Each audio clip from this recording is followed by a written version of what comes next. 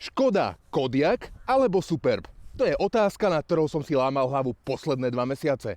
A myslím, že poznám odpoveď. Vyskúšal som oba modely a musím na rovinu povedať, že práve Kodiaq na mňa urobil väčší dojem. Aj keď zdieľajú mnohé spoločné prvky, interiér Kodiaqu je naživo o niečo pôsobivejší. Len sa pozrite na výplne dverí, či displej, ktorý lepšie zapadá do interiéru.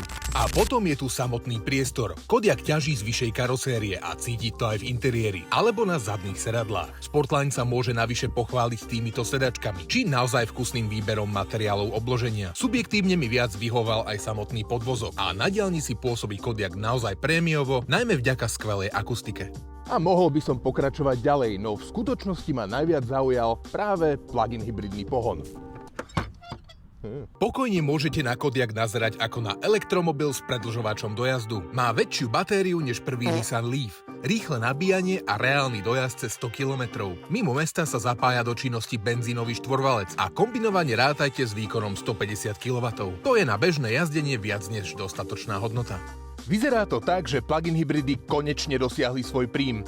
Otázkou zostáva, či už nie je tak trochu neskoro.